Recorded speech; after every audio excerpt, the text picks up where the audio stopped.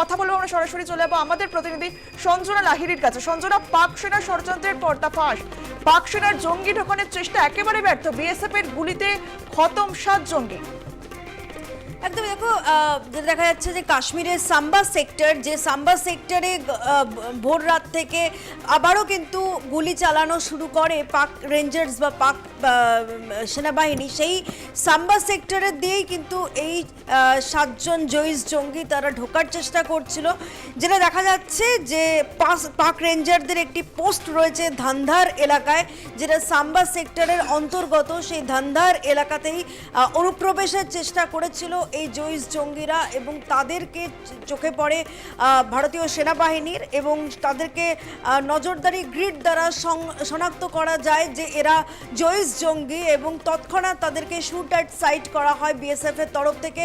BSF এর তরফ থেকে অফিসিয়ালি স্টেটমেন্ট দিয়ে কিন্তু সেটাই জানানো হয়েছে, এবং মধ্যরাতে তারা 8 এবং 9 তারিখের মধ্যরাতেই মূলত এই 7 জন জইশ জঙ্গি তারা সীমান্ত পেরিয়ে ঢোকার চেষ্টা করছিল। তাদের সঙ্গে অস্ত্রও ছিল, যেমনটা জানতে পারা যাচ্ছে। সেই অস্ত্র সহ তাদেরকে নিধন করা সম্ভব হয়েছে, এবং তাদের অস্ত্রগুলোও কিন্তু ইতিমধ্যেই বিএসএফ এর তরফ থেকে বাজেয়াপ্ত করেছে, এবং অফিসিয়ালি কিন্তু সেই বিষয়টা জানা যাচ্ছে।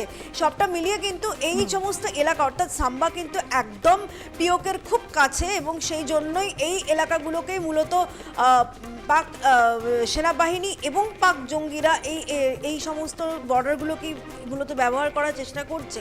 সেই জন্যই পাক সেনাবাহিনীকে রুখতে, আরও বলা যেতে পারে যে জঙ্গিদেরকে রোখার জন্য শুধুমাত্র ভারতীয় সেনাবাহিনী নয়, পাশাপাশি সীমান্ত সুরক্ষা বাহিনী তারাও কিন্তু সমানভাবে এই পুরো বিষয়টা দেখছে এবং নজরদারি চালাচ্ছে।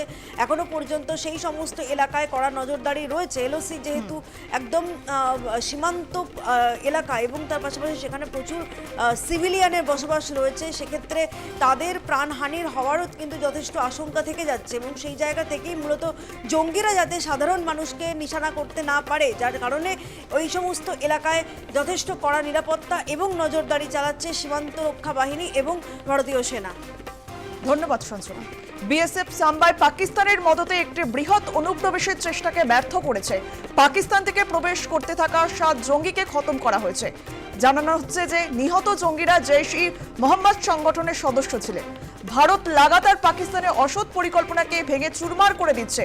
আমরা দেখেছিলাম মঙ্গলবার মধ্যরাতে 9টি জঙ্গি ঘাঁটি একেবারে হামলা চালায় ভারতীয় সেনা, তারপরে কিন্তু একেবারে গুড়িয়ে দেয় সেই সেনা ঘাঁটিগুলি।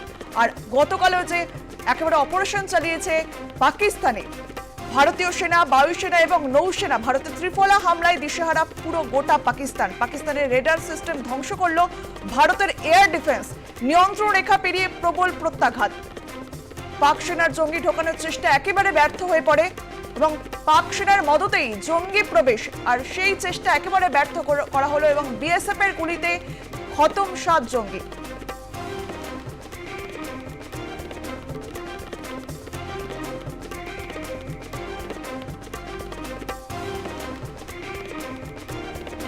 বিএসএফ সাম্বায় পাকিস্তানের মদতপুষ্ট জঙ্গিদের অনুপ্রবেশের চেষ্টাকে ব্যর্থ করে দিয়েছে। পাকিস্তান থেকে আগত 7 জঙ্গিকে খতম করা হয়েছে বলে সূত্রের খবর। নিহত জঙ্গিরা জৈশ-ই মোহাম্মদের সদস্য হিসেবে চিহ্নিত করা হয়েছে।